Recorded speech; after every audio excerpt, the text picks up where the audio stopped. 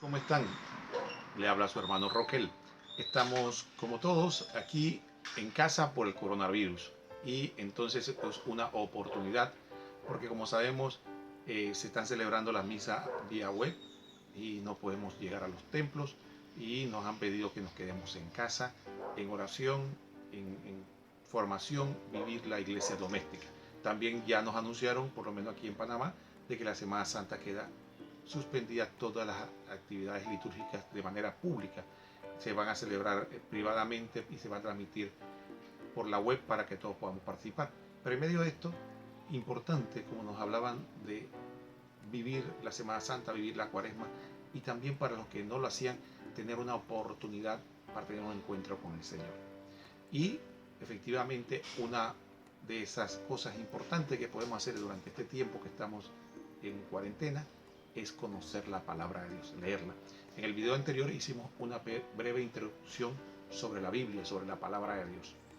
Y ahora queremos continuar un poco hablando de ellas para que todos ustedes que están empezando a conocer la palabra, para todos aquellos que quieran iniciarse, dar una breve orientación. Con el tiempo ustedes se convertirán en expertos y aprenderán mucho de la Biblia, pero por ahora los que están iniciando es importante esta guía para que no nos perdamos. Decíamos en el video anterior que ¿dónde debo leer la Biblia? En el Nuevo Testamento, en los Evangelios. Pero hay otro aspecto que muchas veces de manera técnica tenemos que aprender. Cada libro de la Biblia, sobre todo vamos a dedicarnos al Nuevo Testamento. Cada libro de la Biblia tiene un nombre y generalmente ese nombre es el que se usa para citarlo. Por ejemplo, Mateo, Marcos, Lucas, Juan, Hechos. Entonces tenemos eso, recordar que la Biblia como tal fue escrita, pero después con los siglos se fue acomodando de manera tal y ordenando para un mejor uso del pueblo de Dios. Y uno de los aspectos que se le dio fue que se le introdujo los nombres para que pudieran identificarse cada libro. En los textos originales nadie le puso Evangelio según San Mateo, eso no era así. Era un texto donde se procuraba, por ejemplo, hablar de los hechos y la vida de nuestro Señor Jesucristo. Pero la iglesia después posteriormente le pone nombre. Otro cambio que ocurrió en el tiempo es que después se le ponen números para identificarlo más claramente o más fácil cada uno de los pasajes, y así se divide la Biblia en capítulos y en versículos. Esa división, hermanos, sépanla que es artificial.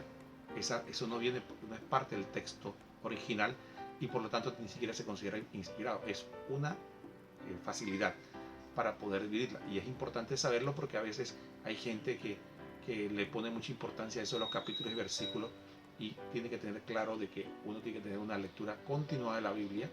Y si por alguna razón quedó esta división que fue un poco artificial, un pasaje de un capítulo anterior se une con el siguiente, tiene sentido para nosotros y hay que tenerlo claro. Entonces, ¿qué pasa?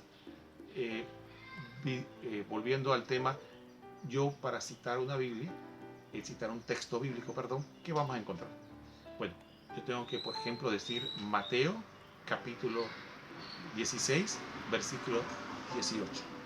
¿Qué va a ocurrir? Yo tengo que buscar en mi Biblia.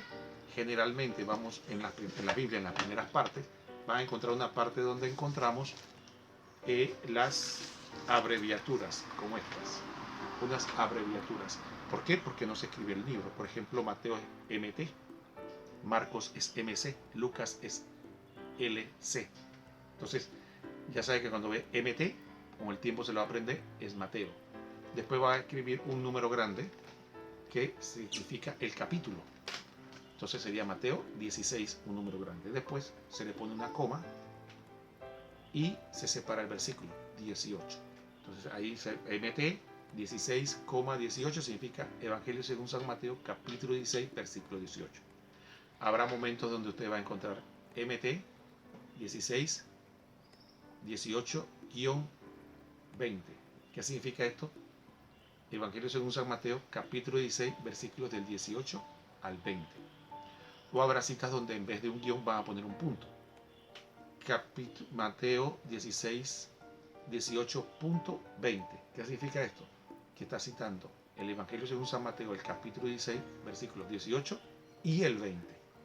De esa forma es una forma como un lenguaje para poder nosotros identificar. Entonces cuando alguien está haciendo una enseñanza dice Mateo 16, 18, ya el que conoce ya dice, voy a buscar el Evangelio según San Mateo. Si no sabe en la Biblia, busca el índice en qué página está y después la encuentra, después busca el capítulo 16 y va a ver los números pequeños en la Biblia, es el versículo 18 y puede leer la cita que se le presentó. Entonces, esa es una forma también de conocer cómo se cita la Biblia.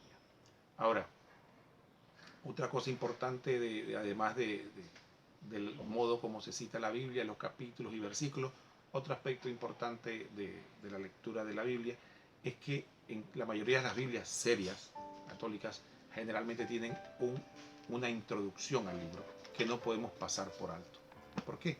Porque la introducción al libro nos permite, voy a poner un ejemplo, aquí yo estoy con la Biblia de Jerusalén, y aquí tenemos, por ejemplo, Hechos de los Apóstoles. Vemos Hechos de los Apóstoles y aquí vemos una introducción a los Hechos de los Apóstoles. Y cada libro tiene, Biblia seria tiene una introducción al libro. ¿Por qué? Hay que leerla porque eso nos permite saber el contexto, saber del autor, a quién iba dirigida el texto. Por ejemplo, Mateo fue un evangelio universal, pero en su origen estaba escrito específicamente para un público o para el pueblo hebreo. Por eso usa sutilezas que solo sabían el pueblo hebreo en ese momento. Y así, Marcos, por ejemplo, se dedicaba más a escribir a los romanos, muy probablemente a la diáspora, a los cristianos de los que estaban fuera de Jerusalén. Y así podríamos mencionar algunos otros aspectos importantes que por eso cuando léase la introducción y tómese con calma para conocer.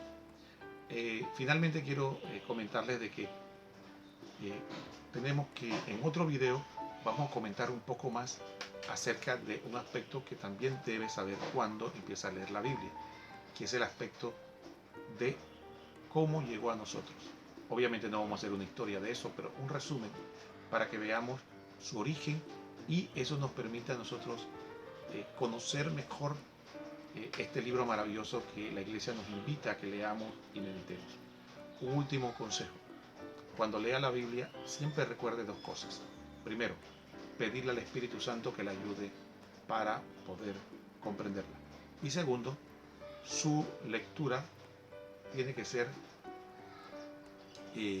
sabiendo de que no somos expertos. Por lo tanto, no podemos considerar que vamos a tener una opinión final. Podemos desarrollar una opinión, pero al final hay que confrontarla con lo que enseña la Iglesia. Estuvo con ustedes su hermano Roquel. Que el Señor los bendiga a todos.